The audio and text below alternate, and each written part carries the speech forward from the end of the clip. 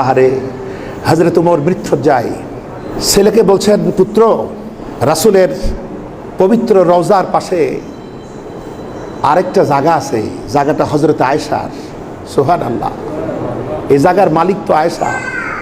তা আমার বড্ড শখ, আমি রাসূলের পাশে আমার জীবনের শেষ বিছানা গাড়ব।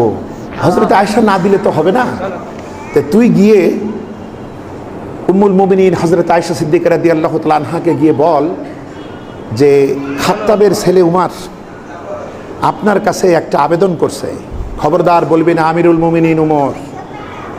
চিন্তা করুন কত বিনয় তাদের ছিল।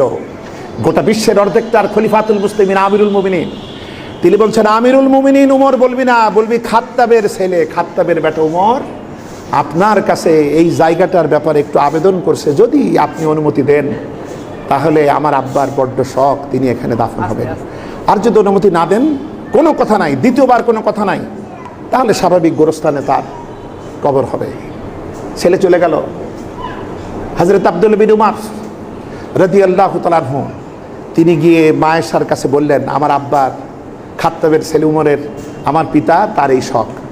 হযরত আয়েশা সিদ্দিকা রাদিয়াল্লাহু তাআলা আনহা এই উম্মার মা, জননী, উম্মাহাতুল মুমিনিন, তিনি উমরের এই প্রস্তাবনা শুনে কাঁদতে লাগলেন।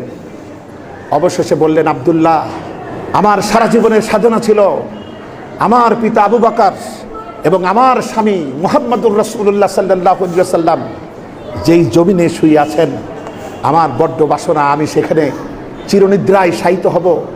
কিন্তু আজকে উমর যখন আমার কাছে আবেদন করলো, আমি উমরের জন্য আমার এই জায়গাটুকু ছেড়ে দিলাম, কারণ আমি আয়েশার চাইতে উমরের অবদান ইসলামে 1000 গুণ বেশি। বলেন সুবহানাল্লাহ।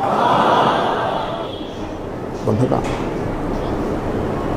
এরাই হচ্ছে আমাদের আসল কথা, এরাই হচ্ছে আমাদের আসল মিনার, মাইলস্টোন, আমাদের আলোকবর্তিকা। এদেরকে চিনতে হবে।